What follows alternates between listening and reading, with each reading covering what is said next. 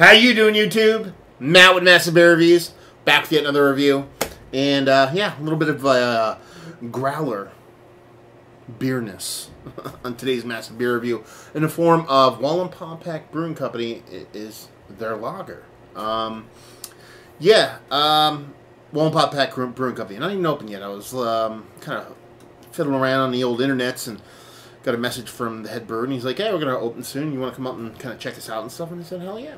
And I went up there, had a good time, tasted pretty much every beer they have to offer. And they haven't even opened yet. They have probably about 10 or so beers ready to go. And they should be opening in about a week or so by the time I post this, I would assume. This being the 7th of August, 2017. And kind of went up there and had a bunch of different stuff. And when I went to go leave them, I'm like, here, take this growler. I'm like, throw something in here. The way you do a little video, get a little bit of little thoughts, a little kind of information out there about the brewery. So they threw the lager in there, and I'm so super excited to do that one because honestly, I dug that beer quite a bit. You know, usually when you go to a brewery for the first time, or when I do, I always ask for, you know, pretty much their small beers, you know, their Kolsch's, their Pilsners, their lagers, things like that. Because more times than not, if you can make a really good small beer, chances are you can make a really good big beer. So, let's crack into this sucker, see what she's got. Growler, it's not their growler, it's just a growler I brought with me. So let's kind of throw that sucker up there. It's their lager, like I said. I don't think it has any kind of name to it other than it just being a lager. Give it a pour, see what she's got. The brewery, like I said, Wallenpaupack is probably about 40 minutes away from me, kind of closer to the border of New Jersey and Pennsylvania. Big kind of like touristy area. People go to the lake all the time, and kind of gigantic, huge lake. It's right on the northern tip of that lake, and big touristy area. So it's been pretty devoid of beer for the longest time. It's kind of exciting to see things kind of pop up there. So anyway, what was there was a pinky finger, white as white could be head, and she's dark. She's a little bit darker than what you'd expect from kind of a typical or kind of macro style lager. Not super dark, but a bit more rich. Bit more kind of, I guess you'd say, traditional kind of like German Oktoberfest style lager, Marzen style kind of color of the beer. That soft kind of like washed out kind of iced tea color to it. So does she look the part? Yes, in a more traditional sense. See if we can get a nose on her.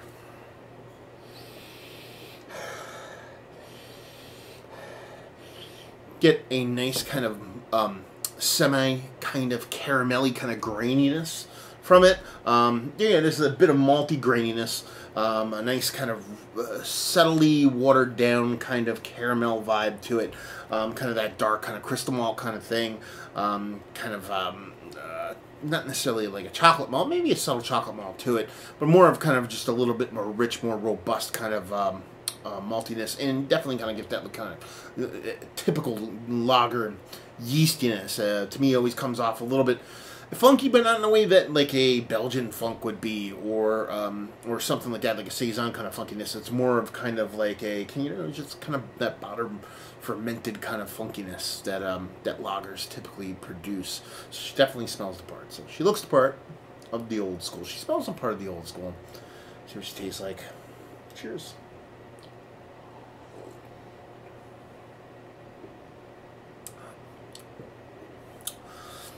That's tasty stuff right there.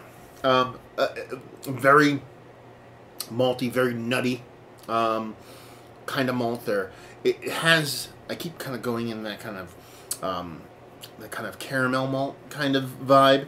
It is a little bit darker, so it could be that. It could be a mixture of kind of like a chocolate malt with something a little bit kind of darker malt-wise, like a Maris Otter or something like that. But it's coming off nutty. It's coming off a little bit kind of almost like grainy, like I said, not as in texture as in taste, and you're getting that subtle, like kind of unsweetened, watered down chocolate, a little bit of that kind of caramel, a little bit of that kind of that dry lager yeast. Makes you just want to take an extra sip. That's pretty much it taste-wise. What isn't there is a lot of negative.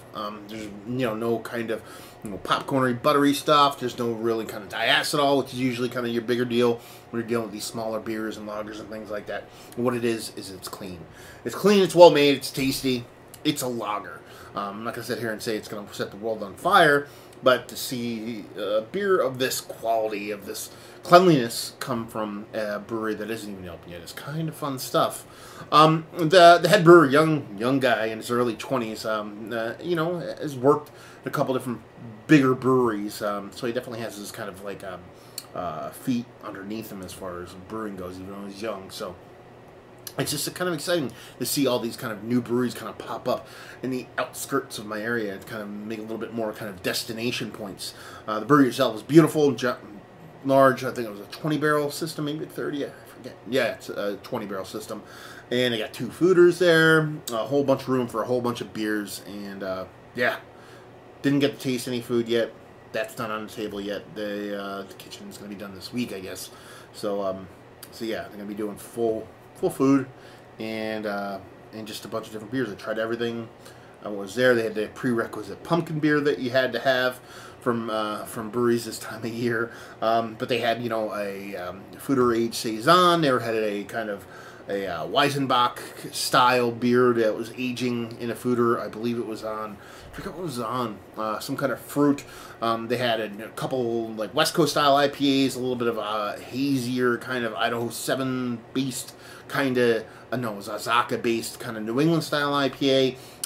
They had a Pilsner, so they're running the gamut of styles, and that always gets me a little bit kind of hot and tingly inside, because as much as I like breweries that produce 1 or 2 really good styles of beer, I'm always excited when I can get kind of like a kind of, what's the word I'm looking for, an assortment of different bits and pieces of beardy goodness.